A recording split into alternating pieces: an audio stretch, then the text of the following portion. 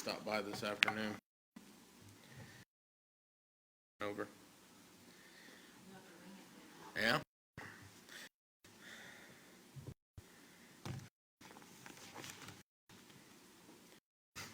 Well, what do you want to talk about? Yeah.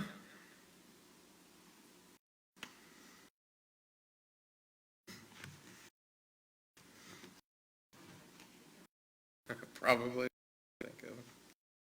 We've been with angels. A few more things on the topic that we could talk about, but anything else that you guys want to go over, we could talk about it. Let's see what I wanted to do. My Google Drive.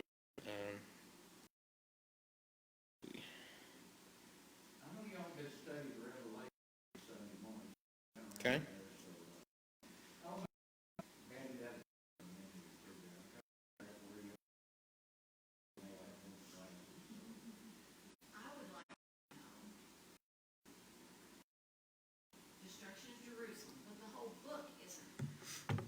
Well,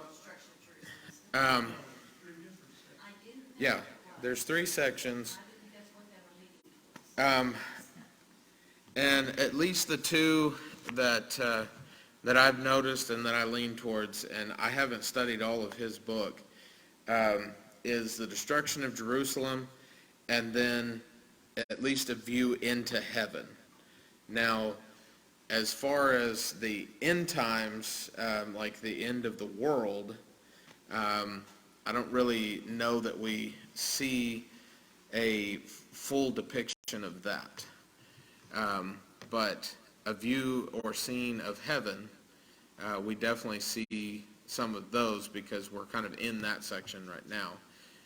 Because there's, like what we're looking at right now is there were the 2 scenes of heaven. One was the Old Testament or the Old Testament view, and then we've got the New Testament or new scene where we've got the prophet or the my mind just went blank. The apostles. So you got the prophets and then the apostles. But some of this, like I say, some of this hasn't happened in Revelation, right? As Some of Revelations hasn't happened. This isn't for Christ's second coming in part of it. That's how I take it. So, Let me run you through a little bit here. I'm curious. Something that the time frame really is very difficult. Look at chapter 4, first verse. After this, I look. And I think Earl kind of way to hit that the other day or something mentioned after that means after these things I have spoken, but I take it to mean after this. I mean, the time frame after these events here, what that are mentioned in the first 3 verses. Then you go on to chapter 7, and again you say, and after these things, you're seeing that occur again, and then you go on over to see, I'll just give you the first verse of these chapters. Trying to figure out. And verse chapter 18, and after these things. So, I don't, but to me it doesn't make logical that to say after these things, mean like, okay, since I've said this, this is what I'm saying now, because that automatically, it's like me getting up there and saying, okay, we're going to sing Psalm 473. And after this, well, after this doesn't mean continued speech up and over that. It means after we sing that song, the event later to occur. I'm just throwing this out here to act. Yeah. And Because I have a different view of something. I'm not 100% understanding what you're saying exactly, so what I'm kind of thinking, and we may be on the same page here, is after, in chapter 4 is a little bit different because Jesus is talking in the first 3 chapters, but Jesus is writing these letters to the churches in the first 3 chapters. But I would think in chapters 7 and where he's going after that is after these visions that he's had, after each vision. because they're visions that he's having, and that Jesus is giving him. And so I would say after this vision, there's another vision. And another thing, and I don't have an answer for all of this, I kind of got stuff, look at this here a few days ago, and I didn't get very far, but, I got number yet. After the first three verses, chapters, that's simple, it's talking to the churches in the first century, there's no doubt about that, we can cut it off there, there's no doubt. But then when you get into the rest of the book, you know, when you start trying to, figure these things out, let's see.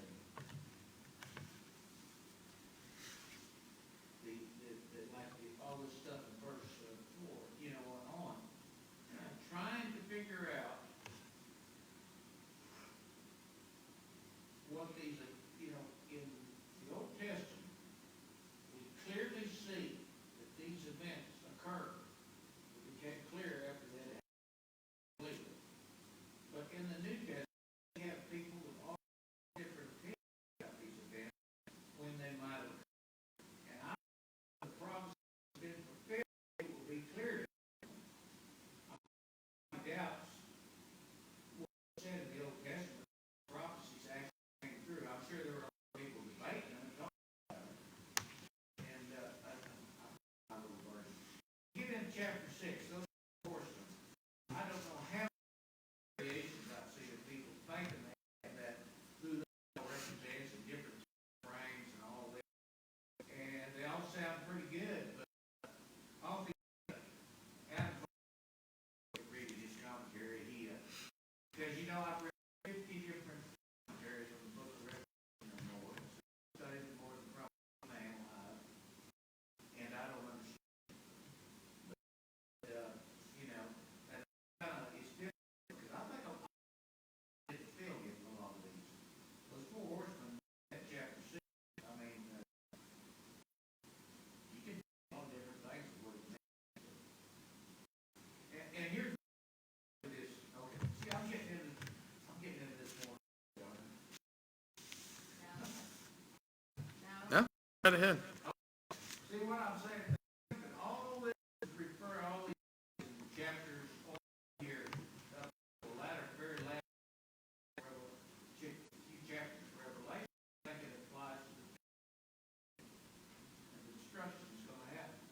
But read Isaiah and Jeremiah and Daniel, see him describe the people that are stiff-necked, hard, and on and on and on. And you have mentioned the people, how they've been rebellious, and on and on and on. You know, you see references of that are, when you compare the two, there's nothing to the Old Testament, the way they wrote, destruction. Those guys predicted destruction of Israel. And you can see it here now. In this, I destruction of Jerusalem. They're talking about all other things. On a far wider, grander scale, because he always does that. Rebellion, you bad people. He just doesn't do that. Well, if we look at Matthew chapter 4, he Christians of the destruction that's coming. And it's not a chastisement, warning of flee to the hills to get out because destruction is coming. And we see the same thing at the beginning of Revelation, because it's Jewish, and he wants them to get out. He wants them to be saved. And the ones who have been rebellious are going to be destroyed. And so it's a time and get out. Look, Matthew 20. Here's something that's obvious, but a lot of people miss on this. Okay?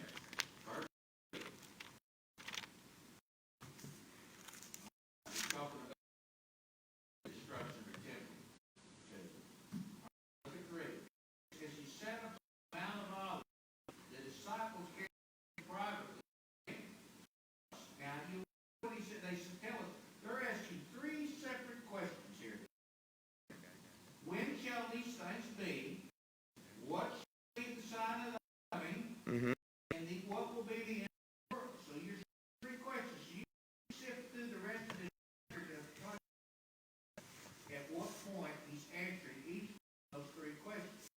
Okay. And what is the first verse say talking about at? Okay, and they're asking of the temple. And will these, when is the destruction of the temple going? No. They asked about the destruction in 3, they asked 3 questions. He sits down and they don't ask him about the temple. Okay. They for him to show in the temple. And then in verse 3, they ask him 3 questions. When shall those things be? That's Right. the first question related to the temple. The second question they ask, what is the sign of thy Mm-hmm. that return to earth, I would think. There, I have another answer for you there. Okay. Let's go on to the question. Okay. To the world. The Greek word there means age, which it does not mean the end of time. It means the end of age, of period at the end of the world. Where the Greek word, the English word, not the Greek word there. Yeah, but in verse 31, I answered that at the end of verse 31. Words a lot different ways. I know I'm being hard on you, Patrick. I understand, and I'm taking it because I've got the answer for you. Yeah, verse 31, Hmm? is that third question. I sent his trumpet with a great sound, and he sent his angels with a great sound of the trumpet, and they shall gather the elect from the four winds and from one heaven to the other. See this same word because it talks about the 4 winds there. Let's go. Mm-hmm. And you could actually, we're in the Christian age, so the other are probably the other. Well, the age that we're referring to here is the of the Jewish dispensation, would be the destruction. See, that's an interpretation there, but I don't necessarily go. Okay. Well, let's go to verse 27 of this same chapter. 27 says, "For as the lightning cometh out of the east and shineth even unto the west, also the coming of the Son of Man be." We go also to Matthew chapter 16. We see the same thing.